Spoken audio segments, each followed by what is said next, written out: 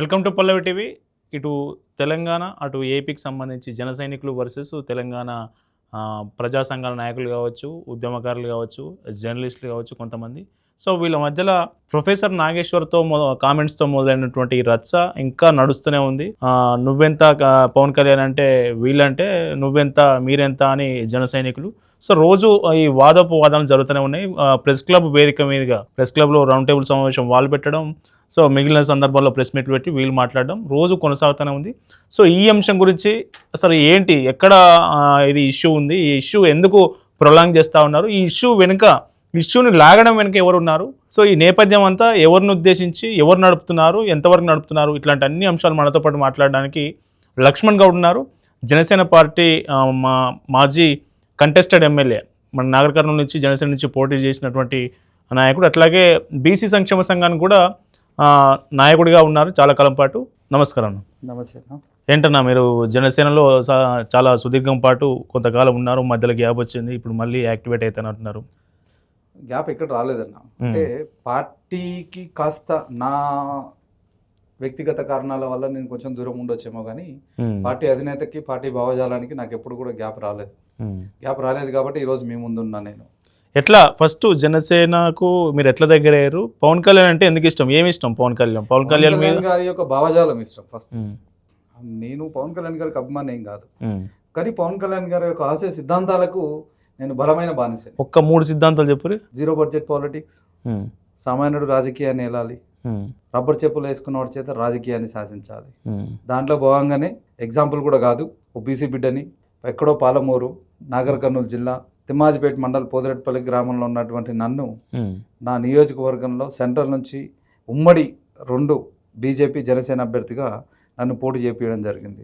So ఇప్పుడు zero budget politics ఇప్పుడు అమలయ్యే అంటే సక్సెస్ అయ్యే అవకాశాలు ఉన్నాయి ఇప్పుడున్న పరిస్థితుల్లో? కనీసం ఒక 20 కోట్లు 30 కోట్లు 40 కోట్లు 100 కోట్లు లేని ఒక ఎమ్మెల్యే కాని పరిస్థితి ఎట్లా వర్కౌట్ అవుతుంది? 100 కోట్లు లేని ఎమ్మెల్యే కాదని చెప్పి మీరే అంటున్నారు. ప్రయత్నం ఫస్ట్ మన బాధ్యత. అసలు నేను అడుగుతున్నా, నాలాంటి మిగతా పార్టీలు ఎక్కడైనా ఇచ్చిరేమో మీరే చూపించండి. మిగతా పార్టీలు ఎక్కడన్నా కామన్ మ్యాన్ కి టికెట్ ఇచ్చిన దాఖలు ఉన్నాయా? ఇస్తే వేస్తలేరు, ఎవరు గెలుస్తలేరు కదా. Common man వేయించాలండి. తెలంగాణ ఉద్యమానికి సారథ్యం వహించిన కోదండరాం నిలబడితేనే మినిమం డిపాజిట్ రాని పరిస్థితి. కోదండరాం దాకా వెళ్ళారు. 140 కోట్లకు రాజ్యాంగాన్ని రాసినటువంటి అంబేద్కర్ గారు నిలబడితేనే ఓడగొట్టినటువంటి జనాలు వీళ్ళు. కాంగ్రెస్ అలా అని చెప్పేసి మా యొక్క పార్టీ అధినేత మా ఆశయ సిద్ధాంతాల మేము ఎప్పుడు కూడా ఇక్కడతోటి చాలు అనే ఆలోచన మాత్రం లేదు. డెఫినెట్గా ఒకరోజు కాకపోయినా ఇంకో రోజు డెఫినెట్గా సక్సెస్ అవుతాం. ప్రజాక్షేత్రంలో బలంగా నిలబడాలన్నదే అంతిమ ఆశయం జనసేన పార్టీ. సో ఓకే, మీ సిద్ధాంతాల వరకు ఓకే. ఇప్పుడు ఇష్యూ దగ్గరికి వద్దాం. తెలంగాణ వర్సెస్ జనసేన. అవును, తెలంగాణ ప్రాంతీయవాదం లేకుంటే తెలంగాణ ఉద్యమవాదం తప్పు, జనసేన ఇప్పుడు నడుస్తా ఉంది కదా. మీరు చెప్పే తప్పు. తెలంగాణ వర్సెస్ జనసేన కాదు. తెలంగాణలో జర్నలిజంతో ముసుకేసుకున్నటువంటి కొంతమంది లుచ్చగాలు చేస్తున్నటువంటి ప్రలోభాలు ఉన్నాయి. దయచేసి దీంట్లో ఉద్యమకారులు తెలంగాణ వాదాన్ని మాత్రం కలపకండి. ఎందుకనంటే జనసేన పార్టీ కానీ, జనసేన పార్టీ నాయకులు కానీ, జనసేన పార్టీ అధినేత కానీ ఏ రోజు కూడా తెలంగాణని కానీ, తెలంగాణ ఉద్యమాన్ని కానీ, తెలంగాణలో ఉన్నటువంటి నాయకుల పట్ల ఈ రోజు కూడా చెడు అభిప్రాయం లేదు. ఎక్కడ కూడా మాట్లాడిన దాఖలు లేవు. సో మీరే అంటున్నారు వాళ్ళు ముసుగేసుకొని ఒక కుట్ర చేస్తూ ఉన్నారు, దీన్ని లేపుతా ఉన్నారు. ఖచ్చితంగా జన సైనికులు అన్న కొంత సహనం పట్టొచ్చు కదా. ఎందుకు వాళ్ళు రెచ్చగొడుతుంటే వీళ్ళు ఎందుకు రెచ్చిపోతా ఉన్నారు? ఈ ఇష్యూ ఇంకా పెద్దదవుతుంది కదా. ప్రొఫెసర్ నాగేశ్వర్ కామెంట్స్తో మొదలైన ఇష్యూ ఇంకా ఎక్కడికో వెళ్తా ఉంది, రోజు రోజుకి ఇంకా పెరుగుతుంది తప్ప తగ్గట్లేదు. మీ జనసేనాని ఎవరైతే పవన్ కళ్యాణ్ ఉన్నారో ఆయన మీద కూడా విమర్శలు వస్తూ ఉన్నాయి. ఆయన గతంలో మాట్లాడిన చిన్న కామెంట్స్ ఇప్పుడు అన్ని తెర మీదకి తెస్తూ ఉన్నారు, దాన్ని ట్రోల్ చేస్తూ ఉన్నారు సోషల్ మీడియాలో. ఇట్లాంటి అన్నీ చేయడం వల్ల ఈ వివాదం పెరుగుతుందా తగ్గుతుందా? ఇప్పుడు మీరు ఇందాక మాట అన్నారు, వాళ్ళు మాట్లాడారు, మీరు కూడా సహనం పట్టొచ్చు కదా అని అంటే డెఫినెట్గా అమ్మ అని అంటే మేము సహనం పడతాం. నీ అమ్మ అని అంటే సహనం పట్టే ఓపిక మాకు లేదు. బికాస్ ఎందుకనంటే మేము సైనికులం, జన సైనికులం. బార్డర్లో ఉన్న సైనికులకు ఎంత అది ఉంటుందో, ఆత్మవిశ్వాసం ఉంటుందో, మా పార్టీకి విశ్వాసంతో కూడుకున్న జన సైనికులకు కూడా మాకు అంతే ఉంటుంది. కాబట్టి అమ్మ అంటే డెఫినెట్గా కాలు మొక్కుతాం. కానీ నీ అమ్మ అంటే మాది తెలంగాణనే, తెలంగాణ గడ్డ మీదనే పుట్టినాం, నీకెంత ఉంటుందో నీకన్నా 100 రెట్లు బలంగా మాకు ఉంటుంది. డెఫినెట్గా ఎవరైనా విమర్శకి ప్రతి విమర్శ బాగుంటుంది, కానీ విమర్శ చేసే విధానం ఉంటుంది. నువ్వు మాట్లాడేది నాకు స్వేచ్ఛ ఉంది, వాకు స్వతంత్రం నాకు ఉంది కదా అని చెప్పేసి ఇంట్లో ఆడవాళ్ళనే కానీ, కుటుంబంలో ఉన్న వ్యక్తులనే కానీ, లేకపోతే పబ్లిక్లో ఉన్న వ్యక్తులనే కానీ, ఒక విలువలతో కూడుకున్న వ్యక్తులు అని అంటారు. మీరే తెలంగాణ వాదం అని చెప్పేసి చాలా మీడియాలో వేస్తూ ఉన్నారు. ఈ దొంగలు కాదు, వీళ్ళు కాదు ప్యూర్ ఏదైతే తెలంగాణ వాదులు. వీళ్ళని ఎందుకంటారు? నిజంగా వీళ్ళు చేసింది జెన్యున్ అయితే ఈ రోజు మాట్లాడుతున్న వాక్యాలు ఎంతో మంది మిగతా పొలిటికల్ అనాలిసిస్ కానీ జర్నలిస్టులే కానీ అందరూ కూడా తప్పు పడుతున్నారు కదా. మరి తప్పు మాట్లాడితే డెఫినెట్గా అందరూ ఏకం కావాలి కదా, మాకు కూడా కోపం రావాలి కదా. ఇక్కడ నాగేశ్వరరావు గారు మాట్లాడారు ఫస్ట్. అమిత్ షా గారు, పవన్ కళ్యాణ్ గారు ఇద్దరు కలిసి మాట్లాడుకున్న సందర్భాన్ని ఆయన పక్కన లేడు, ఆయన చూడలేదు, ఆయన వినలేదు. అయినా కూడా ఒక పొలిటికల్ అనాలిసిస్ట్ గా చెప్పాలి, కానీ చెప్పే తీరు ఉంటుంది పద్ధతి. ఆయన్నే పక్కన ఉండేసి జగన్మోహన్ రెడ్డి అరెస్ట్ చేయాలి అని చెప్పేసి అడుక్కున్నట్లు ఈ బేస్ మీద చెప్పడం అనేది కరెక్ట్ పద్ధతి కాదు. ఆ వాక్యాలు డెఫినెట్ గా విత్డ్రా చేసుకున్నాడు. ఇక్కడ అదే అర్థం కాని విషయం ఏంటనంటే పవన్ కళ్యాణ్ గారు జనసేన పార్టీ పైన చేస్తున్న వ్యాఖ్యలు నాగేశ్వరరావు గారు నేను విత్డ్రా చేసుకున్నా, నాకు ఆయనకు మంచి రిలేషన్ ఉంది, హెల్తీ రిలేషన్ ఉందని చెప్పేసి అని అన్నాడు. మంచి స్వచ్ఛంద ఏదో భావాలు ఉన్నాయని చెప్పేసి అన్న వ్యక్తి మరి ఈ వాదం ఎట్లకెళ్ళి వచ్చిందండి నాకు ఇప్పటికి అర్థం కాదు. ఈ దొంగలు ఎట్లకెళ్ళి వచ్చారు, వీళ్ళని ఏమన్నా అన్నారా? అంటే ముగిసిన అధ్యాయం అనే కామెంట్ ప్రొఫెసర్ నాగేశ్వర్ ఆయన ద్వారానే వచ్చింది. ఇది ముగిసిన అధ్యాయం అయిపోయింది, అవును, నాకు పోలీసులు ఇక్కడ రాలేదు, నేను నిజానికి ఆ రోజు కూడా నేను పోలీసులు వస్తున్నారనే వార్తలు వచ్చినప్పుడు పోలీసులు కేసు పెట్టలేదు, ఏ ఆంధ్ర పోలీసులు నా ఇంటికి రాలేదు, ఏ ఆంధ్ర పోలీసులు నన్ను పిలవలేదు, ఏ ఆంధ్ర పోలీసులు నన్ను భయపెట్టలేదు. అంటే 3 ఎఫ్ఐఆర్లు నమోదు అయినాడు కదా ఏపీలో. అది కూడా క్లియర్గా చెప్తున్నానండి. వాళ్ళు పెట్టాలి గవర్నమెంట్ అనుకున్నప్పుడు, డెఫినెట్గా ఒక డిప్యూటీ సీఎం అనుకున్నప్పుడు తన గురించి లేనివి ఏదైనా వాక్యాలు మాట్లాడినప్పుడు ఎక్కడైనా రూల్ ఉంటుంది. అది పవన్ కళ్యాణ్ గారి దృష్టికి వచ్చిన ఇమ్మీడియట్గా అలాంటి పిచ్చి పిచ్చి ప్రయత్నాలు ఏం చేయొద్దు అని చెప్పేసి తన గవర్నమెంట్కి తన వార్నింగ్ ఇవ్వడం జరిగింది. ఆయనకు నాకు ఒక మంచి రిలేషన్ ఉంది, చల్ ఇవన్నీ వద్దు అని చెప్పేసి ఖండించడం జరిగింది పవన్ కళ్యాణ్ గారు. ఇది ఇక్కడతో క్లోజ్ కదండి. తర్వాత పవన్ కళ్యాణ్ గారు ఏమన్నా మాట్లాడారా? తెలంగాణ వాదం గురించి మాట్లాడారా? తెలంగాణ వ్యక్తుల గురించి మాట్లాడారా? తెలంగాణ ఉద్యమం గురించి మాట్లాడారా? తెలంగాణ నాయకుల గురించి మాట్లాడారా? తెలంగాణ అస్తిత్వం గురించి మాట్లాడారా? ఎక్కడ కూడా ఆయన నోరు కూడా మెదపలేదు. సో ఈ కామెంట్స్ ఎట్లా సమర్థిస్తారు మీరు? ఇప్పుడు తెలంగాణ వచ్చిన విడిపోయినప్పుడు 11 రోజులు అన్నం తినలేదు ఒకటి. ముందు దీనికి మీరు నాకు సమాధానం చెప్పండి. నేను చెప్తా. కోనసీమ కొబ్బరి చెట్లు ఎండిపోయింది, తెలంగాణ నాయకులు కావచ్చు, దీనికి సమాధానం చెప్పండి. మీరు బీయింగ్ ఏ జర్నలిస్ట్ గా మీరు కూడా ఉన్నారు కదా, ఒక జర్నలిస్ట్ గా మీరు దీన్ని సమర్థిస్తారా? ఇప్పుడు మీ గురించి నేను ఏదైనా మాట్లాడితేనే మీరు నా గురించి మాట్లాడతారు. ఆయన ఎవరి గురించి ఏమని అన్నప్పుడు పవన్ కళ్యాణ్ గారు బొమ్మ వేసుకొని వెనకాల ఒక బూట్ బొమ్మ వేసుకొని దాని కింద తెలంగాణ అని చెప్పేసి తొక్కే విధంగా అసలు తెలంగాణ అస్తిత్వాన్ని నాశనం చేసేది ఈ పేటిఎం బ్యాచ్ నాకు ఈ ఎదవలు కాదా? నేను అడుగుతా ఉన్నా. అసలు మిమ్మల్ని దన్నాలే ఫస్ట్ గా. వెనకాల ఒక బొమ్మ ఫ్లెక్సీ వేసుకొని ఓ బూటి కింద తెలంగాణ అనే పేరు రాసి దాని అస్తిత్వాన్ని నాశనం చేసింది ఈ ఎదవలు ఫస్ట్. వీళ్ళని దన్నాలే ఫస్ట్. వీళ్ళు తెలంగాణ ద్రోహులు, వీళ్ళు తెలంగాణ ఉద్యమకారులు, తెలంగాణలో సీనియర్ జర్నలిస్టులు, తెలంగాణలో పొలిటికల్ పైన ఎనలైజ్ చేసేటువంటి గొప్ప మేధావులు, తనకు తాను బ్లేజర్ వేసుకుని ఒక గొప్ప మేధావు అని చెప్పుకున్నటువంటి లుచ్చగాలు వీళ్ళు. లిటరల్ గా పేటిఎం బ్యాచ్ కదా వీళ్ళు.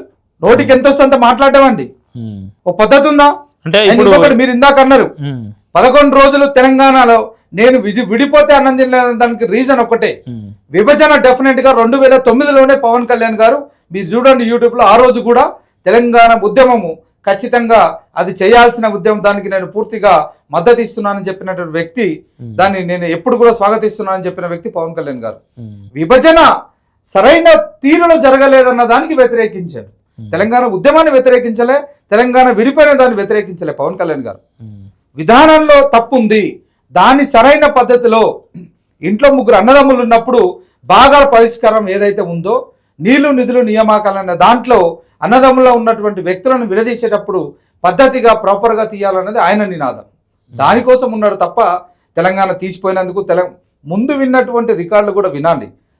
ఈ మధ్యన ఒక ఫ్యాషన్ అయింది, ఫోన్లు ఇట్లా పెట్టి మైకుల కాడ కింద ఏదో జోడిచ్చేసి ఆయన ఇప్పుడు కొత్తగా నేర్చుకుంటున్నాడు. మరి ఇప్పుడు గవర్నమెంట్లు ఉన్నాయన మాకు తెల్లెంటికలు వచ్చినాయి చూసి అట్లాంటివన్నీ చేసేసి మైకులో కొత్తగా ఇప్పుడే మాట్లాడుతున్నాడు పవన్ కళ్యాణ్ గారు అంటే దాని కింద చూడాలి ఎన్ని సంవత్సరాల క్రితం అన్నారు. అండ్ ఇంకొకటి, మీరు కోనసీమ ఎవరి డిస్టి చూసి డిస్టి అని చెప్పేసి దాని ముందు వాక్యాలు కూడా మీరు చూడాలి. ఇప్పుడు ఒక వ్యక్తి ఇద్దరు కలిసి అంటే మాట్లాడుకుంటే వీళ్ళు చెప్పేటి అవన్నీ అవే చెప్తా ఉన్నారు కదా. సో ఇప్పుడు ఇట్లాంటి కామెంట్సే దాని ముందు నేపథ్యం గురించి మాట్లాడకుండా ఓన్లీ అవే కామెంట్స్ ఏవైతే హేట్ కామెంట్స్ టువర్డ్స్ తెలంగాణ ఇప్పుడు వీళ్ళు చెప్పే వాళ్ళంతా మనకు రౌండ్ టేబుల్ సమావేశాలు కావచ్చు, అనాలిసిస్ లో కావచ్చు, అంటే ఇవే ఎక్కువ పోర్ట్రేట్ అవుతా ఉన్నాయి. చెప్పడానికి గల ప్రధాన కారణం ఏంటనంటే ఇప్పుడు ఒక వ్యక్తి దేనికి పనికి రాకుండా ఏం చేయాలో అర్థం కాకుండా ఏ రకంగా నేను రోజు ఇంత కూలీనాలు చేసుకొని వాని గురించి వీని గురించి మాట్లాడి పైసలు సంపాదించే స్వభావం అన్నది. బేసిక్ ఆడ కూర్చున్న బ్యాచ్ ఇది, ఎంతసేపు డబ్బా కొట్టుకోవడం, ఖాళీ అయిపోయింది, ఇచ్చిన కాంట్రాక్ట్ అయిపోయింది. ఇప్పుడు ఎవరిని పట్టుకుంటే మాకు పైసలు వస్తాయి, ఎవరిని పట్టుకుంటే మాకు పూట గడుస్తుంది, ఎవరి గురించి మాట్లాడితే మాకు యూట్యూబ్లలో ఉన్నటువంటి వ్యూస్ పెరుగుతాయి అని చెప్పేసి ఒక విలువల గల వ్యక్తి గురించి మాట్లాడాలి. కాబట్టి పవన్ కళ్యాణ్ టాపిక్ తీసుకున్నాడు. ఆయన కూడా అన్నాడు, నాగేశ్వరరావు గారు నోటుకుంటా క్లియర్గా చెప్పారు, పవన్ కళ్యాణ్ గారి గురించి మాట్లాడిన తర్వాత నాకు వ్యూస్ పెరిగినాయి, నాకు డబ్బులు వచ్చినాయని చెప్పి ఆయనే డైరెక్ట్ ఒప్పుకున్నాడు నాగేశ్వరరావు గారు. పవన్ కళ్యాణ్ గారు కూడా చెప్పారు, నా గురించి మాట్లాడితే వాళ్ళకి డబ్బులు వస్తున్నాయంటే సంతోషమే కదా, వదిలేయండి అని చెప్పేసి అని అన్నాడు. అలాంటి మూర్ఖులు వీళ్ళు, లెఫ్టిస్ట్ భావజాలంతో కూడుకున్నటువంటి వ్యక్తులు అక్కడ ఉన్న వాళ్ళందరూ కూడా, ఏ ఒక్కరు కూడా బలంగా ఒక హిందూ సమాజం భారతదేశంలోనే ఇది నా దేశం అన్నటువంటి వ్యక్తులు ఎవరు కూడా కాదు అక్కడ ఉన్నోళ్ళు. అందరూ లెఫ్టిస్ట్ భావజాలే. మీకు తెలియదా నాగేశ్వరరావు గారి మెంటాలిటీ ఏంటన్నది? ఏమండి పాశం యాదగిరి గారి గురించి తెలియదా? పాశం యాదగిరి గారు ఏం మాట్లాడతారు? ఆయనకున్నటువంటి ఎంతో మంది జర్నలిస్టులు ఆయన అంటే గౌరవం, ఎంతో మందిని అడ్జేస్తారు. ఈ రోజుతో ఆ గౌరవం కూడా సంకనాగిపోయింది ఆయన మీద, విలువ లేదా మనిషికి. సో ఇప్పుడు వీళ్ళు చేస్తున్నటువంటి ఆరోపణ, కొంతమంది జర్నలిస్టులు కావచ్చు, ఇప్పుడు మనకు మాట్లాడుతున్న వీళ్ళంతా కావచ్చు, ఆ కోడి చెరువు ఏదైతే ఉందో, కోడి చెరువు ఒక చెరువు స్థలాన్ని 702 సర్వే నంబర్ ఏదైతే ఉందో ఆ చెరువు స్థలాన్ని ఈయన దాని మీద ఉన్నటువంటి ఏదైతే నిషేధం ఉందో నిషేధం ఎత్తేసి బ్యాన్ ఎత్తేసి పవన్ కళ్యాణ్ అక్కడ ఆ భూమిని తీసుకున్నాడు. ఎట్లా ఒక చెరువును మీరు చెరబడతారనేది వీళ్ళ పాయింట్. ఇక్కడ నేను ఒక విషయం చెప్పదలుచుకున్నాను బ్రదర్. ఇప్పుడు కబ్జా అని అంటే ఏ బేస్ మీద వస్తుంది? ఈ రోజు ఇక్కడ పల్లవి టీవీ ఉంది, ఈ రోజు ఉంది. రాత్రి నేను వచ్చేసి మీదంతా కూలగొట్టేసి 100 లారీల మొత్తం మట్టి ఇట్లా వేసేసి రేపు పొద్దుగాలు వచ్చేసరికి గేట్ వేసుకొని కూర్చుంటే దాన్ని కబ్జా అని అంటారు.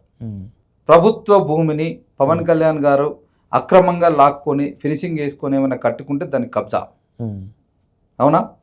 లేదంటే ఇంకొక ఆధ్వర్యంలో ఉండి దాన్ని అధికార మతంతోటో లేకపోతే తనకున్న రిలేషన్ తోటో గుంజుకొని లాక్కుంటే దాన్ని కబ్జా. క్లియర్గా 10 మంది రైతుల చేత ఆయన కొన్నటువంటి సిక్కం ల్యాండ్, సిక్కం ల్యాండ్కి రిజిస్ట్రేషన్ చేసుకోవచ్చు అన్న రూల్ కూడా ఉంది. మన ఎదవులకు సరిగా తెలియదేమో, కింద వాళ్ళు ఎన్ని భూములు ఏం చేస్తున్నారో తెలియదు. చూపించమని చెప్పండి. నిజంగా కబ్జా చేసినట్లయితే ఒక డిప్యూటీ సీఎంగా ఉన్నటువంటి వ్యక్తి నా నాయకుడు కబ్జా చేయలేదనడానికి నేను ఓపెన్ ఛాలెంజ్ చేస్తున్నా.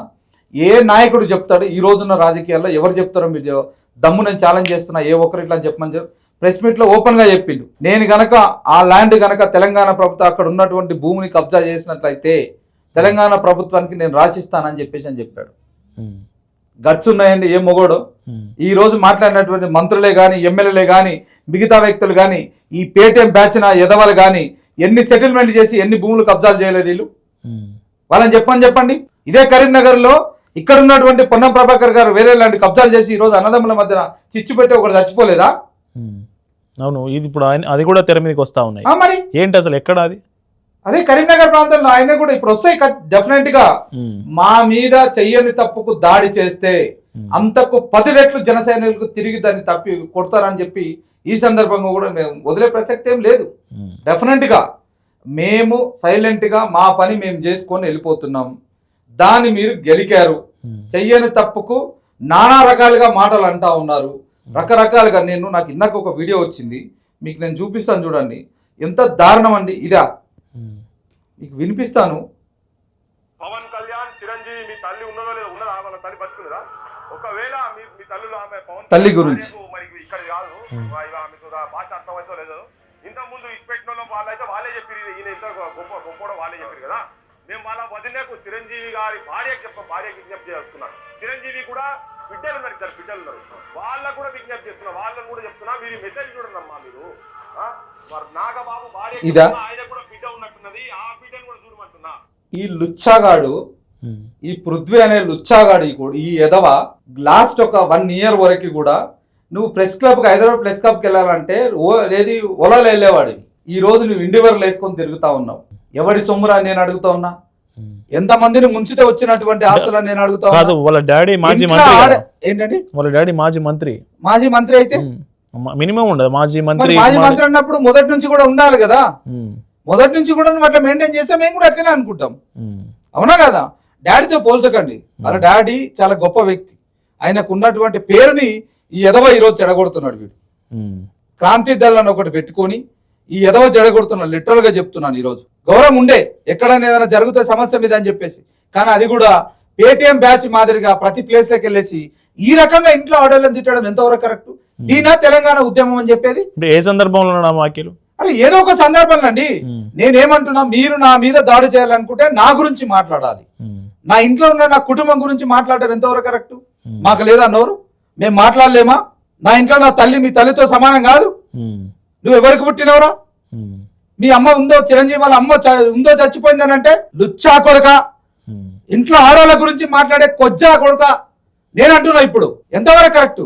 ఆడవాళ్ళని తీసుకొచ్చి ఇంత లేడీస్ మహిళని, గతంలో ఒక లుచ్చాగాడు కూడా ఇట్లనే మాట్లాడిండు, పోసాని కృష్ణమురళి అని చెప్పేసి. మళ్ళీ ఇప్పటి వరకు వాడికి ఆ రోజు భర్తం కూడా, ఆ రోజు కూడా నేనే వెళ్ళా ప్రెస్ క్లబ్ కి. వారి అదృష్టం బాగుంది. దగ్గరికి వెళ్తే ఈ రోజు వరకు కూడా మళ్ళా పవన్ కళ్యాణ్ గారి గురించి కానీ పవన్ కళ్యాణ్ కుటుంబం గురించి కూడా మాట్లాడడానికి ఈ రోజు కూడా వాడికి పడుతుంది. ఇలా మహిళల మీద, ఇంట్లో ఉన్న కుటుంబ సభ్యుల మీద నువ్వు మాట్లాడడం ఎంతవరకు కరెక్ట్?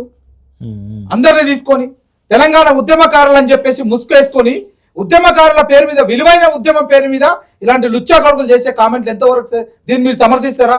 ఒక జర్నలిస్ట్ గా నేను అడుగుతున్నా. అంటే ఆయన ఏ ఉద్దేశంలో, ఏ సందర్భంలో వాళ్ళ గురించి, ఏ సందర్భం అన్నా ఉండొచ్చు అండి, ఏ సందర్భం అన్నా ఉండొచ్చు. మీ వెనకాల మీ మదర్నో, మీ వైఫ్నో, మీ పిల్లలనో తిడితే అది సందర్భమా? ఆ సందర్భం వస్తుందా అని అడుగుతున్నా నేను. అంటే ఈ ఇష్యూలో వాళ్ళ అవసరం లేదు. అది నిజంగా ఈ ఇష్యూ గురించి మాట్లాడిందా కదా? ఈ ఇష్యూ గురించే కదా వాడు మాట్లాడింది. ఇప్పుడే కదా చిరంజీవి అమ్ముందో లేదో పోయింది. ఎంతవరకు కరెక్ట్? అది తప్పు. ఇప్పుడు జర్నలిస్ట్ గా ఎవరైనా సరే అండి, మాట్లాడితే డెఫినెట్ గా యాక్సెప్ట్ చేస్తాం మేము కూడా. తప్పును తప్పని ఒప్పుకోవాలి. లుచ్చా కొడుకు నా కొడుకు ప్యాకేజ్ స్టార్. వైసీపీ వాళ్ళకి కానీ మిగతా వాళ్ళకి అమ్ముడు పోయి పవన్ కళ్యాణ్ మీద లేనిపోయిన ఆరోపణలు చేసి తెలంగాణ ఆంధ్ర మధ్యన అన్నదమ్ముల్లో ఉన్నటువంటి మనము ఈ రోజు ప్రాంతాల వారిగా ప్రాంతీయవాదాన్ని రెచ్చగొట్టేటటువంటి ఇలాంటి లుచ్చగాలు నిన్న కూడా ప్రెస్ మీట్ పెట్టి అదే ప్రెస్ క్లబ్ లో రకరకాలుగా మాట్లాడుతారు. మాట్లాడడానికి చేతగానటువంటి పనికిమాలను కూడా తీసుకొచ్చేసి నువ్వు సినిమా స్టారు, నువ్వు ఆడ స్టారు, ఈడ స్టార్ అని చెప్పేసి అంటే ఏకవచనంతో మాట్లాడే లక్షణమే నీకు లేదు. వీడు ఈ రోజు మహిళల గురించి మాట్లాడుతున్నాడు. జన సైనికులు అన్నారు నిన్న, కొంతమంది మహిళలు అంటున్నారు జన సైనికులు అట్లా మాట్లాడుతున్నారు, ఇట్లా మాట్లాడుతున్నారు అంటున్నారు. మరి క్రాంతి గారిని నేను అడుగుతున్నా ఈ రోజు, ఇదే క్రాంతి గారిని క్లియర్ గా, నీవు పక్కన కూర్చొని ఇండస్ట్రీలో ఉన్నటువంటి ఈ రోజు మహిళలు మొత్తం ఇండస్ట్రీలో ఉన్న వాళ్ళకి శీలం లేదని చెప్పేసి అని అన్నావు. పాశం యాదగిరి అనే వ్యక్తే మాట్లాడుతుంటే పక్కనున్నావు. ఆ రోజు ఏం పీకినవరా అని చెప్పేసి నేను అడుగుతా ఉన్నా. ఎంతవరకు కరెక్ట్? ఇండస్ట్రీలో ఎవరుంటారండి? కొన్ని వేల లక్షల కుటుంబాలు ఉన్నాయి ఈ రోజు మహిళలు. చూపి ఏ మహిళలు ఈ రోజు లేడీస్ మొత్తం వస్తారు ఇండస్ట్రీలో, శీలం లేదని చెప్పే దమ్ము నువ్వు ఆ మాటనే ముందు నీ ఇంట్లో ఆడపిల్లలు గుర్తు రాలేదా? నీ బిడ్డలు గుర్తు రాలేదా? నీ తల్లి గుర్తు రాలేదా? నీ భార్య గుర్తు రాలేదా అని చెప్పేసి మేము అడుగుతా ఉన్నాం. ఈరోజు మేము మాట్లాడలేక కాదు, మాట్లాడితే నీకన్నా 100 రెట్లు ఇంకా బూతులు మాట్లాడగలుగుతాం. కానీ మాకు విజ్ఞత ఉంది, దానికి ఒక పద్ధతి ఉంది. సమాజంలో వచ్చి మాట్లాడినప్పుడు నరం లేని నాలుగా 100 మాట్లాడుతానంటే ఉరికిచ్చి మరీ తంతరు బిడ్డ. మేము కూడా ఇదే తెలంగాణ ప్రాంతానికి చెందిన వాళ్ళం అని చెప్పి ఈ సందర్భంగా మేము హెచ్చరిస్తున్నాం.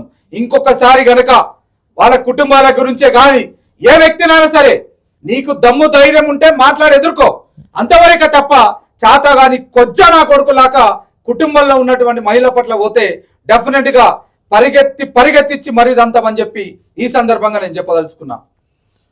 తెలంగాణలో జనసేన ఖచ్చితంగా పోటీ చేస్తాను మొన్న పవన్ కళ్యాణ్ ప్రకటించారు. డెఫినెట్ గా.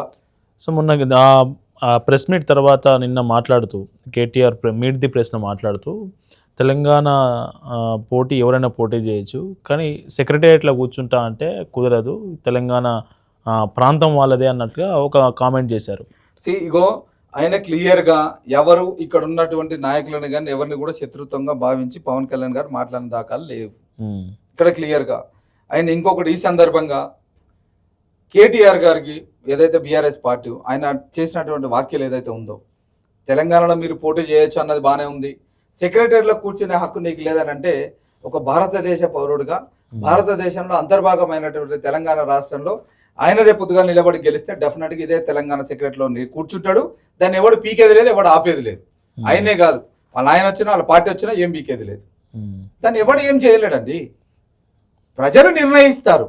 సో నిజంగా తెలంగాణ ప్రజలు జనసేనను ఓన్ చేసుకుంటారా? జనసేనను కావచ్చు, పవన్ కళ్యాణ్ గాని. నేను ఈ 10-12 సంవత్సరాల నుంచి జనసేన పార్టీ తనకున్న పరిధిలో తెలంగాణ ప్రజలకి ఎక్కడికి మేము దగ్గర కావాలి, ఏ రూపకంగా, ఏ స్థాయిలో, ఏ సందర్భంలో మేము దగ్గర కావాలో తనకున్న సందర్భంలో మేము దగ్గర అవ్వుకుంటూ రావడం జరిగింది ఇప్పటి వరకు కూడా ఉన్న పరిధిలలో.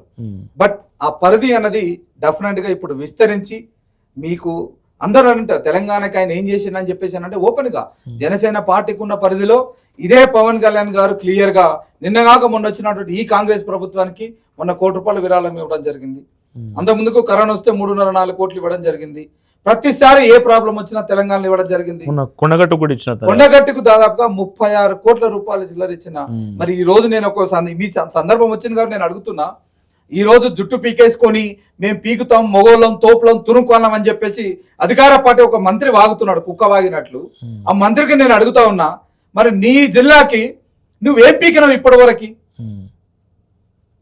నువ్వేం పీకినావు అని చెప్పేసి పవన్ కళ్యాణ్ గారి గురించి ప్రెస్ మీట్ పెట్టి నెమ్మడే ఇమ్మీడియట్ గా మళ్ళీ ప్రెస్ మీట్ పెట్టి దాన్ని కౌంటర్ ఇచ్చిన పీకిన కిందేదో 2 మైకులు పెట్టేసి ఇగో ఇట్లా మాట్లాడుతున్నాను చూపించుకొని, దీనికోసం అని మంత్రి చేసింది, దీనికోసం అని మిమ్మల్ని ఈరోజు తెలంగాణ ప్రజలు మిమ్మల్ని ఎన్నుకున్నది దీని గురించా? ఏం పీకినవని నేను అడుగుతున్నా. మీరెవరు పట్టించుకొని ఎడలా మీకు చేతగాని పని పవన్ కళ్యాణ్ గారు చేసి చూపించాడు కాబట్టి రేపొద్దుగాల జనసేన పార్టీ తెలంగాణకు వస్తే బలమైన స్థానాలు డెఫినెట్ గా ఒక్కటండి, క్లియర్ గా ఉన్న స్థానాలన్నీ మేము కొట్టకపోవచ్చు కానీ ఖచ్చితంగా నీ గెలుపుని మాత్రం మేము డిసైడ్ చేసే దమ్ము జనసేన పార్టీకి ఉంది అని చెప్పి ఈ సందర్భంగా నేను బలంగా చెప్తున్నా. జిహెచ్ఎంసీ పోటీ చేయబోతుందా జనసేన? డెఫినెట్ గా 100% చేస్తుంది. నాట్ ఓన్లీ జిహెచ్ఎంసీ, తెలంగాణలో జరిగే ప్రతి ఎన్నికకి జనసేన పార్టీ ఇక నుంచి భాగస్వామ్యం ఉంటది, బరాబర్ నిలబడుతుంది. ఈ రోజు పార్టీ గురించి ఎవరైతే మాట్లాడిరో లిక్కల రాణితో సహా నిలబడి రేపొద్దుగాల వాళ్ళంతూ చూస్తుంది జనసేన పార్టీ అని చెప్పి ఈ సందర్భంగా కూడా నేను చెప్పదలుచుకున్నా. అంటే ఇప్పుడు వాళ్ళు కామెంట్లు చేసిర్రు, కొన్ని రెచ్చగొట్టే మాటలు మాట్లాడారు, అట్లాగే సభ పెట్టుకుంటా అంటే పెట్టుకొని ఇవ్వలేదు కాబట్టే ఇప్పుడు దీన్ని కొంత ఛాలెంజ్గా తీసుకొని పవన్ కళ్యాణ్ ఆ మాట అన్నారా? ఖచ్చితంగా జనసేనలో తెలంగాణలో పోటీ చేస్తుంది అన్నారా? నిజానికి అంతర్గతంగానే ఉద్దేశం ఉందా తెలంగాణలో కూడా పార్టీని డెవలప్ చేయాలనే ఉద్దేశం ఉండేనా? తెలంగాణ ఆయన డెఫినెట్గా ఎప్పుడు కూడా తెలంగాణ అస్తిత్వాన్ని అన్నది చాలా గౌరవిస్తారు డెఫినెట్గా. ఎందుకనంటే మాకు ఎన్నోసార్లు ఆయన చెప్పాడు తెలంగాణ అస్తిత్వం వేరు, ఆంధ్ర అస్తిత్వం వేరు. తెలంగాణ అస్తిత్వాన్ని ఉద్యమాలతో సాధించుకున్న తెలంగాణ, అమర వీరులతోటి సాధించుకున్న తెలంగాణ, ఆట పాట మాట తూటాతో సాధించుకున్న తెలంగాణ ఈ దేశంలో ఏదన్నా ఉందో అది కేవలం తెలంగాణ రాష్ట్రం మాత్రమే. అంత గొప్ప త్యాగాలతో ఉన్నటువంటి తెలంగాణ రాష్ట్రానికి మనం చెయ్యాలి డెఫినెట్గా. ఎప్పుడు ఇమ్మీడియట్గా పోతే అస్తిత్వాన్ని మనం ఎక్కడ అదవుతుంది అని చెప్పేసి మెల్లమెల్లగా ఆయన మొదటి నుంచి అస్తిత్వం గౌరవం కాబట్టి ఏదైతే ఆయన గురువు గారని భావించి సొంత అన్నలక గద్దర్ గారు ఏదైతే ఉన్నారో అలాంటి వ్యక్తుల విలువైన సమాచారం తీసుకొని తెలంగాణ పైన ఎప్పటికప్పుడు తనకున్నటువంటి తనదైన శైలిలో అడుగు ఎప్పటికప్పుడు జనసేన పార్టీ వేస్తూ ముందరికి వస్తుంది. ఈరోజు ఆయనకు ఆలోచన లేదు. ఎందుకు అనంటే ఆంధ్ర వాడు తెలంగాణకి ఎందుకు వస్తాడు అని చెప్పేసి అనంటే సినిమా వాడు తెలంగాణలో ఇంట్లో గెస్ట్లకు మీరు పిలవచ్చు, సినిమా వాళ్ళు ఇక్కడికి వచ్చినప్పుడు మీరు సంబర చేసుకోవచ్చు, మీకేమైనా జరిగితే విరాళాలు అడగనికే పరిగెత్తవచ్చు, వాళ్ళు ఇచ్చే డబ్బులు మీకు వనుకొస్తాయి. కానీ అసెంబ్లీకి మాత్రం మీరు జనసేన పార్టీ రావద్దు, ఓ సినిమా వాడు పోటీ చేయొద్దు అనడానికి నీ తాత జాగీరా అని నేను అడుగుతున్నా తెలంగాణ. అందుకాదు ఆయన కోపం వచ్చింది. ఎస్, ఆయన కూడా అన్నాడు తెలంగాణ నీ తాత జాగీర్ కాదని చెప్పేసి కొంతమంది కుక్కలు అన్నారు.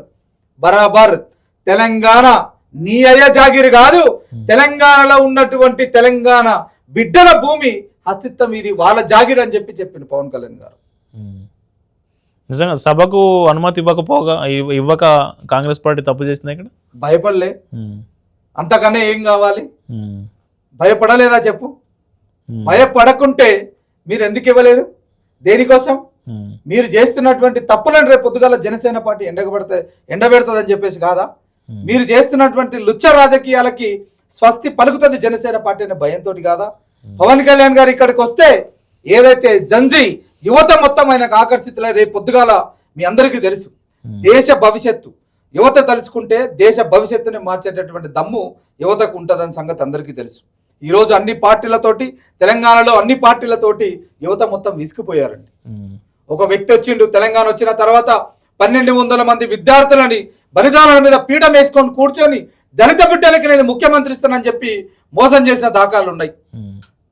ఇప్పుడు జనసేన తెలంగాణలో ఎస్టాబ్లిష్ అయితే కొంత పెరిగితే యాక్టివిటీ పెరిగితే ఏ పార్టీకి మీద ప్రభావం పడే అవకాశం ఉంటుంది?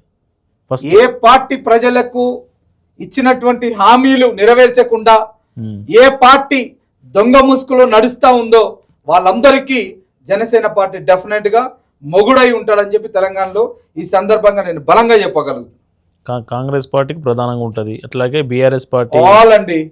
ఏ నాయకుడైనా సరే నిజాయితీగా ఉంటే డెఫినెట్ గా బలంగా వాళ్ళే గెలుస్తారు. ఇప్పుడు జనసేన కూటమిలో భాగంగా ఉంది, ఎన్డీఏలో ఉంది. ఇక్కడ తెలంగాణలో కూడా అసెంబ్లీ ఎలక్షన్స్ కలిసిపోయే అవకాశం ఉంటుందా? నిన్ననే చెప్పారు మా అధినేత క్లియర్ గా, తెలంగాణలో జనసేన పార్టీ సింగిల్ గా వస్తుంది. పొత్తులో రావాలా లేదన్నది అవతల వ్యక్తుల అభిప్రాయాన్ని బట్టి ఉంటది. లెట్స్ సీ ఏమవుతుందో, ముందు ముందు ఏం జరుగుతుందో. ఎందుకంటే పవన్ కళ్యాణ్ ఐడియాలిజం కావచ్చు, అట్లాగే ఆయన భావాలు కావచ్చు, నేషనలిజం ఉంటుంది. మనం మొదటి నుంచి చూస్తే నేషనలిజం ఉంటుంది. మోదీకి చాలా దగ్గర. మీకు ఈ సందర్భంగా కూడా నేను ఒకటి గుర్తు చేస్తా ఉన్నా, పవన్ కళ్యాణ్ గారు ఇంత ఆరోపణలు చేయడానికి ప్రధాన కారణం ఏంటనంటే ఈయన హిందుత్వం ఏదైతే సనాతన ధర్మం ఉంటుందో దాన్ని బలంగా ఎత్తుకున్నటువంటి వ్యక్తి పవన్ కళ్యాణ్ గారు. అక్కడ కూర్చొని మాట్లాడేట ఎదవులు మొత్తం లెఫ్టిస్ట్ భావజాలంతో. నేను అడుగుతా ఉన్నా, తులసిదాస్ గారు ఉన్నారండి, కూర్చొని వచ్చి ఆ రోజు మాట్లాడారు పవన్ కళ్యాణ్ గారి గురించి. ఏమ్మా, తెలంగాణలో ఇంతమంది మహిళల పట్ల, ఇంతమంది ఆడబిడ్డల పట్ల రేపులు, మానభంగాలు, మర్డర్లు జరుగుతున్నాయే, ఒక మహిళగా ఒక్క రోజున బయటకు వచ్చి నువ్వు మాట్లాడిన దాఖలు ఉన్నాయా? ఈ రోజు ఎదోలు మాట్లాడుతున్నారు. పవన్ కళ్యాణ్ గారు ఏమన్నా తెలంగాణకి డిప్యూటీ సీఎం అండి? నీళ్లు నిధులు అన్ని రావాలి, మాకు కావాలంటే నువ్వు ఎవరిని అడగాలి?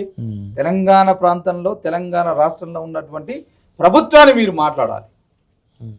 9 సంవత్సరాలు గత ప్రభుత్వం ఉన్నప్పుడు ఏం బీకనికి వెళ్ళారు మీరు అని అడుగుతున్నా. పాశం యాదగిరి లాంటి వ్యక్తి అని అంటున్నాడు, గద్దరు చచ్చిపోతే నువ్వు ఎక్కడొచ్చినావు, గద్దరు చచ్చిపోతే ఏడముచ్చినావు, గద్దరికి ఏమి ఇచ్చినావు అని చెప్పేసి అని అంటున్నావు. నేను ఈ రోజు అడుగుతా ఉన్నా, అరే తెలివిలేని మూర్ఖుడా, మేధావని చెప్పుకున్నటువంటి పనికి మాలినోడా అని చెప్పేసి నేను అడుగుతా ఉన్నా. గద్దర్ గారు చనిపోయినప్పుడు సాక్ష్యం నేనున్నా పవన్ కళ్యాణ్ గారి పక్కన. ఆ రోజు ఇదే ఎల్బీ స్టేడియంలో ఆయన శవం దగ్గరికి వెళ్ళేసి అక్కడ హక్ చేసుకొని ఈయన నా అన్న కన్నా ఎక్కువ అని చెప్పేసి పవన్ కళ్యాణ్ గారు ఆ రోజు కంటతడి పెట్టిన దాఖలు ఉన్నాయి. కొట్టి చూడండి యూట్యూబ్ ఛానల్. చనిపోతే కూడా రాలేదని చెప్పడం ఎంతవరకు కరెక్ట్ అండి? అబద్ధం, అది తప్పు కదా. ఇలాంటి మాటలు మాట్లాడుతున్నా వీళ్ళు. ప్రజలను ఎంతసేపు మోసం చేస్తారు తెలంగాణ ప్రజలు? తెలంగాణ ప్రజలను ఎంతగానో మీరు అది చేస్తారు. లేనిపోనివన్నీ చెప్పి 4 మాటలు ఏదైతే మన సందర్భంలో మాట్లాడుకున్నామో ఆ చివరి పదాలు తీసేసి మిగతా ముందు మొత్తం కట్ చేసి ఈ రకంగా అన్నాడు పవన్ కళ్యాణ్, 11 రోజులు తినలేదు, లేకపోతే దిష్టి తగులుతుంది, ఇవన్నీ చెప్పించేసి తెలంగాణకి పవన్ కళ్యాణ్ గారు ఏదైతే తెలంగాణలో ఉన్నటువంటి పవన్ కళ్యాణ్ గారిని ఇష్టపడే వ్యక్తులు కొన్ని లక్షలు ఉన్నారు. ఆఫ్టర్ ఆల్ మీలాంటి వ్యక్తులు చిల్లరగాలు వచ్చేసి 1 రోజు 2 రోజులు 3 రోజులు 4 రోజులు చూస్తారండి. వాళ్ళ బతుకుదెరువు కోసం, బతకడానికి సాయంత్రం అయితే ఇంత బిర్యానీ కోసం ఏదో ఆయన ఫోటో పెట్టుకొని వ్యూవర్స్ పెరగాలి పైసల కోసం అని చెప్పి చేసుకోండి చిల్లరేదోలు. కానీ ఈ సందర్భంగా ఒకటి ఖబర్దార్ అని చెప్తున్నా, నోటికొచ్చినట్లు హద్దులు మీరి కుటుంబంలో ఉన్నటువంటి మహిళల పట్ల మహిళలను ఇన్వాల్వ్ చేస్తూ మీరు మాట్లాడే మాటలు గనక మితి మీరితే ఖచ్చితంగా ఈపులు చింతపండు అయితే బిడ్డ అని చెప్పి ఈ సందర్భంగా కూడా మేము హెచ్చరిస్తున్నాం. నిజంగా మీరన్నట్టే పవన్ కళ్యాణ్కి అంత జెన్జీ ఫాలోయింగ్ ఉండి, అంత జనాధారణ ఉండి, ప్రజలు మొత్తం పవన్ కళ్యాణ్ లాంటి నాయకుడు కావాలనుకుంటే పవన్ కళ్యాణ్ డిప్యూటీ సీఎం కావడానికి ఇంత టైం ఎందుకు పట్టింది? సో ఏపీలోనే డిప్యూటీ సీఎం కావడానికి ఇంత టైం పట్టింది, అది కూటమిలో పొత్తులో భాగంగా. అవునండి. సో ఇప్పుడు తెలంగాణలో కూడా పోటీ చేస్తా అంటారు సార్. కానీ తమిళనాడు వైపు ఒకసారి చూస్తే టీవీకే ఏదైతే విజయ్ పెట్టిన పార్టీ పెట్టిన మొదటి అసెంబ్లీ ఎన్నికల్లోనే అఖండ విజయం అక్కడ. సో విజయ్ పవన్ కళ్యాణ్ అంటే ఇప్పుడు ఇద్దరు సినిమా.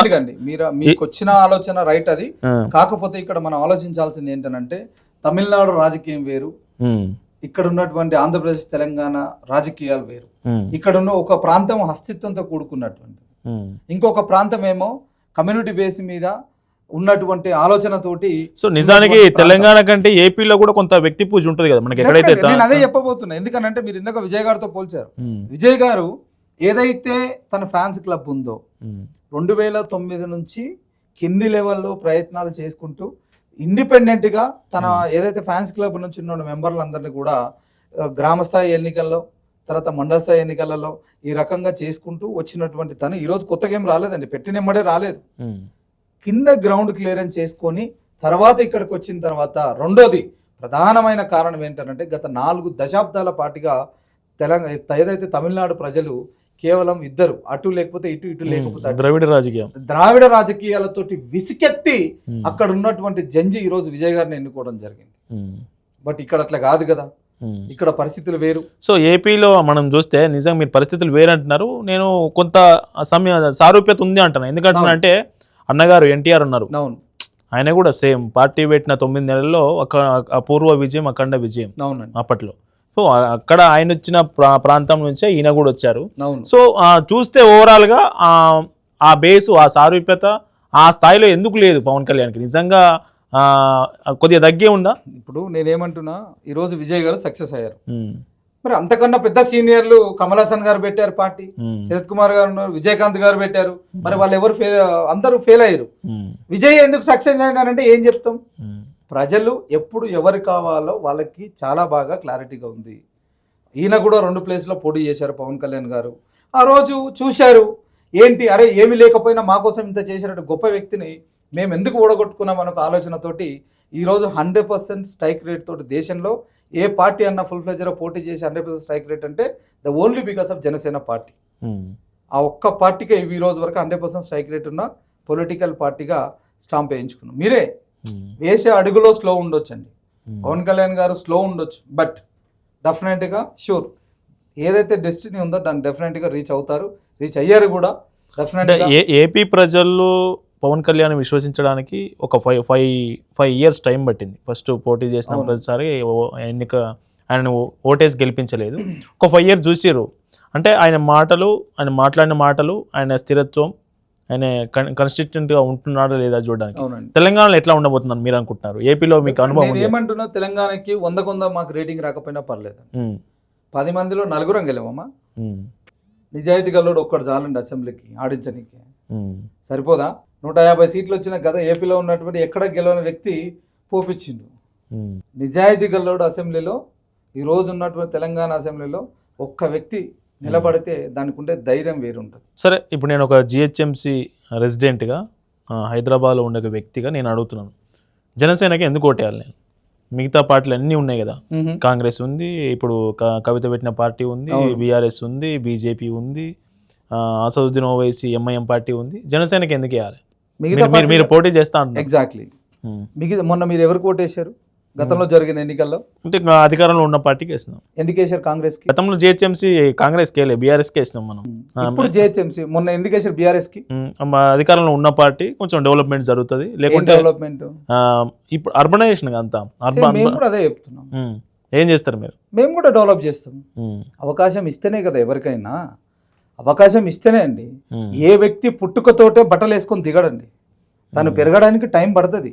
పుట్టిన వెంటనే బట్టలు లేకుండా వచ్చేసి తర్వాత అమ్మ నాయన అత్త బావ రిలేషన్ వచ్చి చేతి పట్టుకొని నడిపించుకొని మెల్లమెల్ల పరిగెత్తి కుట్టి సడన్ ఒక స్టేజ్ వచ్చేసరికి వాడికి 6-7 సంవత్సరాలు వచ్చిన తర్వాత ఆ రోజు 9 నెలలు కనీ పెంచిన తల్లి అప్పుడు చేయి వదిలేస్తే అప్పటికి కూడా భయమే, నా బిడ్డ ఏడబడతాడు అని చెప్పేసి అప్పుడు వదిలేస్తుంది. సో మాకు కూడా పెట్టి 12 సంవత్సరాలు అవుతుంది. ప్రజా సమస్యలపైన మాకున్నటువంటి పరిధిలో మేము కష్టపడుతున్నాం. డెఫినెట్గా మీలాంటి వ్యక్తులని మా వైపు తిరిగి జనసేన పార్టీకి నేను కూడా ఓటు వేయాలనే ఆలోచన మీ లోపల మేము కలిగిస్తాం. డెఫినెట్గా ఇప్పుడు మాకు కూడా ఒక అవకాశం ఇస్తే ఏం చేస్తారన్నది తెలుస్తుంది కదా. జూబ్లీస్లో ఉన్న పార్టీ ఆఫీస్ని తీసుకుపోయి మంగళగిరిలో పెట్టుకున్నామని మన జూబ్లీ ఇక్కడ ఉన్నటువంటి పార్టీ ఆఫీస్ని తీసుకుపోయి పెట్టలేదు, ఆడ ఉన్నది ఈడ ఉన్నది. ఇక్కడ ఉన్న పార్టీ ఆఫీస్ ఏదైతే ఆ ప్రాంతంలో ఉన్నటువంటి జూబ్లీస్ మెయిన్ ఏరియా కాబట్టి అది డిస్టర్బెన్స్ గా ఉందని చెప్పేసి అక్కడ కూడా పార్టీ ఆఫీస్ తీసి ఇప్పుడు ఎక్కడ పెట్టబోతున్నారు? ఉంది కుక్కట్పల్లి నుంచి ఇప్పుడు కొత్త ఆఫీసు ఈ 1 month లో ఓపెన్ అవుతుంది. ఎక్కడ పెట్టబోతున్నారు? హైదరాబాద్ లోనే, హైదరాబాద్ నడిబొడ్డు ఉన్నాయి. ఒక్క 10 మంది కీలక నాయకులు లేకుంటే కొంచెం చిత్తశుద్ధి ఉండి ప్రజల కోసం సేవ చేయాలి, లేకుంటే ఇప్పటికే సేవ చేసిన వాళ్ళు ఒక 10 మంది నాయకుల పేరు చెప్పగలుగుతారా తెలంగాణ జనసేనకు సంబంధించి? ఉన్నాం కదా, ఉన్నోళ్ళమే. మేము ఒక్కటే చెప్పదలుచుకున్నామండి, 10 మందా 12 మంది అనే పక్కకు పెడితే తెలంగాణలో ఈరోజు దాదాపుగా 1,00,000 సభ్యత్వాలు అయినాయి. I feel very proud. 1,00,000 సభ్యత్వాల్లో 1,00,000 మంది నిజాయితీ పరులని ధైర్యంగా నేను చెప్పగలను.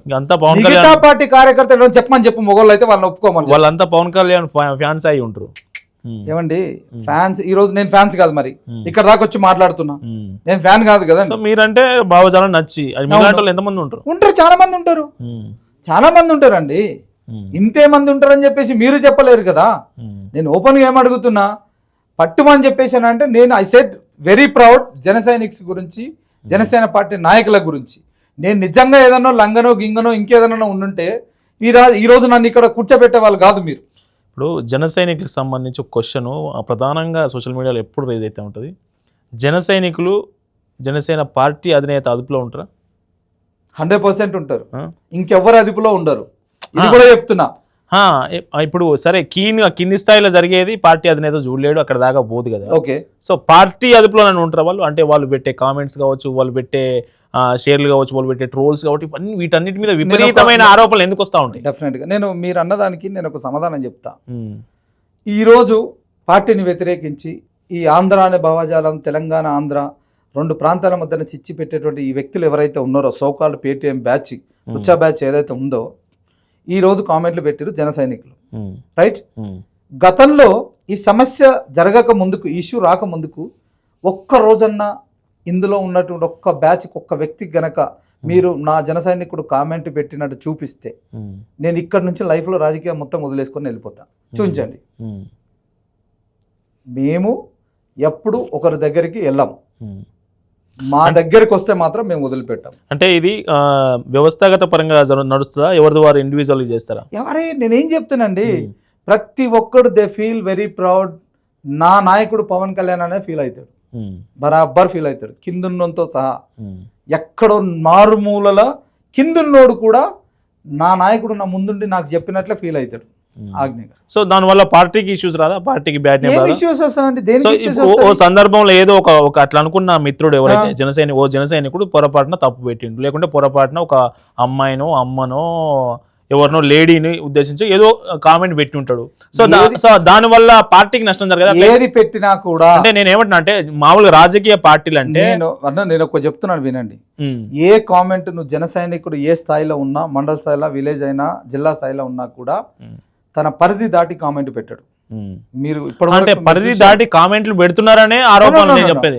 ఇప్పుడు అమ్మా అని చెప్పేసి అంటారు కదా, నీ అమ్మ అనే కామెంట్ పెట్టిరా, పెడుతున్నారనే బయట ఆరోపణ పెట్టరు. నేను చెప్తున్నాను కదా, నీవు మాట్లాడిన తర్వాతనే రిప్లైలు వస్తాయి. మాటకు మాట సమాధానం, నీ ఉండే తీరుని బట్టి నా మాట ఉంటది నీ దగ్గర. మాటకు మాట అంటే మీరు వ్యవస్థాగతంగా కొంత నిర్మాణాత్మకమైన విమర్శ చేయొచ్చు డెఫినెట్ గా, కానీ ఆ విమర్శలు నిర్మాణాత్మకంగా ఉండవు. నేను ఇక్కడికి వచ్చిన బ్రదర్, నేను ఇక్కడికి వచ్చిన ఈ రోజు పవన్ కళ్యాణ్ గారి కుటుంబంలో ఉన్న మహిళల గురించి మాట్లాడారు. నేను వాళ్ళ కుటుంబంలో మహిళల గురించి మాట్లాడినా ఇండస్ట్రీలో ఉన్నటువంటి అందరికీ కూడా మీరు ఇండస్ట్రీలో ఉన్నటువంటి శీలం లేదని చెప్పేసి అని అన్నారు. మేము అన్నామా రిటర్న్? నీ కుటుంబంలో కూడా తిరిగి చూసుకోరా అని చెప్పేసి అంటే, కానీ వేరే పదాలతో మేమేమైనా దోషించినామా? అంటే సోషల్ మీడియా టీంలు అన్ని రాజకీయ ఒకటి ప్రతి దానికి ఒక లిమిట్ ఉంటుంది బ్రదర్, లిమిట్ ఉంటుంది. లిమిట్ క్రాస్ అయినప్పుడు కూడా పద్ధతితోటే సమాధానం చెప్తారు తప్ప మితిమీరిన సమాధానం చెప్పినట్లయితే వినండి, మితిమీరి ఒకరిద్దరు మీరు అన్నట్లు అక్కడక్కడ కనుకుంటే డెఫినెట్ గా వాళ్ళకు కూడా పిలిచి వార్మ్ చేస్తాం. ఇది సరైన పద్ధతి కాదు సమాజంలో. ఎందుకనంటే ఒక విలువలతో కూడుకున్నటువంటి వాగ్దానం ఉండాలి, ఇప్పుడు ఉండాలి, అంతే తప్ప నోరుంది కదా అని వాడు కుక్క అని చెప్పేసి మనం కుక్కలం కాలేం. నేను అనేది అదే, నేను ఏమంటున్నా అంటే మా మీద నాయకుడు సాఫ్ట్గా ఉండి నేషనలిజం, సనాతన ధర్మం గురించి మాట్లాడుతున్నప్పుడు కింద ఏదైతే సైనికులు ఉన్నారో సైనికులు కూడా ఆ ఓర్పు, ఆ సహనం, ఆ నిర్మాణాత్మక విమర్శ చేయకపోతే పార్టీకి బ్యాడ్ నేమ్ వస్తుంది, అక్కడ ఉన్నటువంటి నాయకుడికి బ్యాడ్ నేమ్ వస్తుంది. సార్ మిగతా పార్టీలు ఎట్లుంటుందంటే ఒక టీం దీని మీద మనం ఈరోజు అడ్రస్ చేయాలి ఖచ్చితంగా అన్నప్పుడు వాళ్ళు స్పష్టమైన ఆధారాలతో మనకు బీజేపీ కావచ్చు, బీఆర్ఎస్ కావచ్చు, వాళ్ళు స్పష్టమైన ఆధారాలు గతంలో ఉన్నటువంటి ఏమైనా ఉంటే వాటిని సోషల్ మీడియాలో ఎక్స్పోజ్ చేస్తూ ఉంటారు. అవును. సో మనకు వ్యక్తిగత హననం కావచ్చు, వ్యక్తిగత దూషణలు కానీ తక్కువ ఉంటాయి. అదే జన సైనికుల విషయానికి వస్తే అక్కడక్కడ ఎక్కువ ఉంటాయి అనే విమర్శలు చాలా వస్తున్నాయి కదా. ఉండవు బ్రదర్. ఎందుకు ఇప్పుడు ఏదైనా జన సైనికుడు రోడ్ల మీద పోతుంటే కొట్టినట్టున్నాయా? కొట్టరు, కొట్టడం కంటే ఉండవు కదా, అట్లా చేయరు. ఇంకెవరికైనా ఏమైనా అయితే వీడియో తీసుకుపోయి చేంజ్ చేస్తాడు. మిగతా పాటలు చేయరు ఆ ముక్క. ఎందుకంటే ఇప్పుడు ఫ్యాన్స్ ను జన సైనికులను వేరు చేయడానికి ఒక సన్నని గీత గీయచ్చా? అంటే వాళ్ళు వీళ్ళు కంబైన్ కలిపి ఉంటారా? వేరు వేరే ఒక్కొక్కరు భావజాలం ఒక్కొక్కరిది. నేను మిమ్మల్ని నా బ్రదర్గా ట్రీట్ చేస్తా, ఇంకొకరు మా యాంకర్గా ట్రీట్ చేస్తారు, ఇంకొకరు నా దోస్తుగా ట్రీట్ చేస్తారు. ఎవరి భావజాలం వాళ్ళది. కొంతమంది పవన్ కళ్యాణ్ అని అంటే పవన్ కళ్యాణ్ నా అన్ననే, మా అన్ననే, క్లియర్, వాడు అలానే ఫీల్ అవుతాడు. నా నాయకుడు అని ఒకరు ఫీల్ అవుతారు, నాకు భవిష్యత్ అని ఇంకొకరు ఫీల్ అవుతారు, నా గురువు అని ఫీల్ అవుతారు. This kind of. నేను అల్టిమేట్గా ఒక్కటి చెప్తున్నానండి క్లియర్గా, నోరు మంచిదైతే ఊరు మంచిది అవుతుంది. రైట్? మీ అందరికీ తెలుసు, పెద్దోళ్ళు చెప్పిన సామెతలేవి.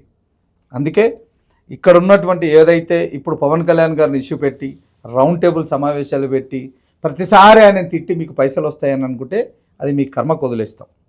కానీ పెట్టిన ఏదైతే ప్రెస్ మీట్లలో రౌండ్ టేబుల్లలో అడ్డమైన మాటలు మాట్లాడితే కారు కూతలు కూస్తే మాత్రం ఖచ్చితంగా లాగలుడదీసి తంతం. ఇది కూడా క్లియర్గా చెప్తున్నాం. దాంట్లో వెనక్కి తగ్గేదే లేదు. మీరు తెలంగాణ వాదం అనేటువంటి మేము కూడా తెలంగాణ బిడ్డలమే. ఇదే గడ్డ మీద పుట్టినాం, ఇదే గడ్డ మీద పెరిగినాం. ఖబర్దార్ బిడ్డ అని చెప్పేసి ఈ సందర్భంగా మరొకసారి చెప్పదలుచు. సో కేటీఆర్ మొన్న పవన్ కళ్యాణ్ ప్రెస్ మీట్ తర్వాత కేటీఆర్ ఒక క్వశ్చన్ వేసిండు. సరే మీరు పోటీ చేస్తా అంటే రాజ్యాంగం ప్రకారం ఎక్కడైనా ఎవరైనా పోటీ చేయొచ్చు. ఇందిరాగాంధీ వచ్చి మెదక్లు చేసింది, అవును, పవన్ కళ్యాణ్ చెప్పినట్టు. కేసీఆర్ పోయి మహబూబ్ నగర్ ఎంపీగా పోటీ చేసిండు, అవును. సో ఏ ప్రాంతంలో చేయొచ్చు, ఎక్కడైనా చేయొచ్చు. కానీ మా సెక్రటేరియట్లో సీఎం సీట్లో కూర్చుంటామంటే మాత్రం మేము ఈ తెలంగాణ ప్రజలు ఒప్పుకోరు, మేము ఒప్పుకోము అన్నట్లుగా కేటీఆర్ చెప్పారు. ఇది మీట్ ది ప్రెస్లో. సో దీనికి ఏం సమాధానం చెప్తారు? పవన్ కళ్యాణ్ గారు తెలంగాణ సీఎం సెక్రటరీలో వచ్చి నేను కూర్చుంటాననే పదం అన్నాడు ఆయన? అనలేదు. పోటీ చేస్తామన్నారుగా. పోటీ చేస్తామని చెప్పిండు. పోటీ చేస్తామన్న దానికి రీజన్ ఏంటనంటే మీలాంటి నాలాంటి సామాన్య జనసేన పార్టీ నాయకులని అసెంబ్లీకి పంపిస్తాను, డెఫినెట్గా తెలంగాణలో మీలాంటి నాలాంటి వ్యక్తులను పోటీ చేయించి అదే సెక్రటరీలో కూర్చోబెడతానని చెప్పాడు. ఆయన కూర్చోనని చెప్పలేదు, ఆయన కూర్చుంటానని చెప్పలేదు. ఎక్కడ కూడా చెప్పాడా? లేదు, ఎక్కడ కూడా లేదు. ఇంకా మాటకు వస్తే నేను ఏపీకే సీఎం కాలేకపోయినా తెలంగాణకి ఏమైతే అన్నారు. నో, నేనేం చెప్తున్నా, కాలేకపోయినా అనే పదం వేరుంటుంది. ఈ రోజు ఆయన డిప్యూటీ సీఎంగా ఆయనకి ఇష్టపడి తీసుకున్నాడు. ఆయనకి ఇచ్చినటువంటి ఆ శాఖలు కూడా కాలేకపోయినా అన్న పదం వేరే రకంగా. కాలేకపోయినా అన్నది కూటమిలో ఉన్నప్పుడు ఒక వ్యక్తి ఏదైనా సరే సీనియారిటీ ప్రకారంగా, ఇప్పుడు మీరు నాకన్నా 10 సంవత్సరాలు సీనియర్ అనుకున్నప్పుడు డెఫినెట్గా నేను నేర్చుకునే విధంగా మీ అడుగుజాలను నేను నడవాలి. అంతే తప్ప నేనే రాజు నేనే మంత్రి అని అనుకుంటే కుదరదు కదా. ఇక్కడ నా స్వార్థం నాది నడుస్తుంది కదా అని చెప్పేసి నాదనే కాదు, కొన్ని కోట్ల మంది ఈరోజు భవిష్యత్తు ఒక రాష్ట్ర ముఖ్యమంత్రి చేతిలో ఉంటుంది. దానికి సీనియర్గా ఆయనను గౌరవించారు చంద్రబాబు నాయుడు గారిని, డిప్యూటీ సీఎంగా ఆయన నేను గౌరవించారు. ఇద్దరి కలయికతో ఏదైతే కూటమి ప్రభుత్వం అక్కడ బలంగా నడుస్తుంది, డెఫినెట్గా అదే దిశగా రేపు జిహెచ్ఎంసీలో కూడా అదే కూటమి ఇక్కడ బలంగా నిలబడబోతుంది. సక్సెస్గా 100% మంచి స్ట్రైక్ రేట్ తోటి ఇక్కడ కూడా జనసేన పార్టీ బీజం పుంజుకుంటుందని చెప్పి మరొకసారి సందర్భంగా చెప్పదలుచుకున్నాం.